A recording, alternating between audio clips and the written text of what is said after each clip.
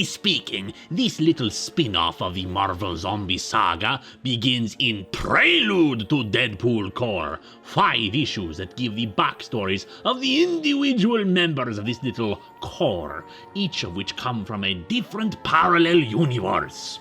First is Lady Deadpool, who comes from an oppressive world where America is in a new civil war. Next is Kidpool, a child Deadpool who goes to the Xavier orphanage for troubled boys, where he routinely gives wedgies to Cyclops. Then there is Dogpool, who is literally a dog with Deadpool's powers. He was raised in a circus. And finally there is our old pal Headpool, whom we are concerned with during this month.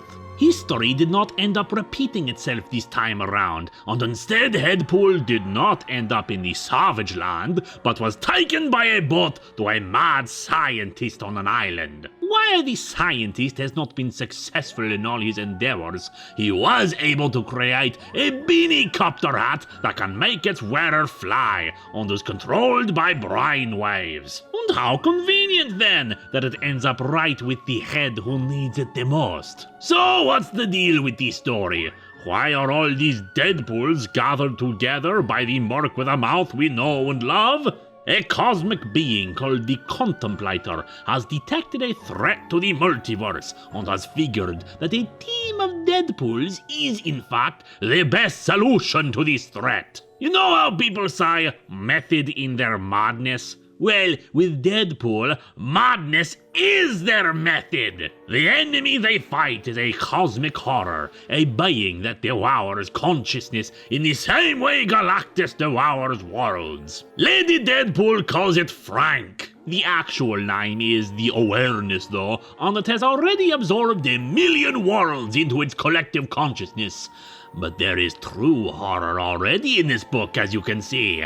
The penciler of Deadpool Corps is none other than Rob Liefeld. Upon reaching the Awareness, he tries to go inside their minds, only to find them cluttered with pop culture ephemera. He still crafts scenarios to trap them inside their own psyches, but of course it is Headpool to the rescue. Probably because of his undead nature, he is able to reach the small being at the heart of the Awareness and damages its equipment, allowing the rest of the Corps to escape. But that is not the end for the Corps. On their way back to Earth, they are embroiled in the intergalactic politics of the Omega Confederation, first dealing with a bunch of pirates and then creating a marketing blitz across the universe by talking up the poor natives of a planet the Confederation is exploiting. Unfortunately, this then leads to civil war between the natives, those who follow the king's daughter who wants to modernize,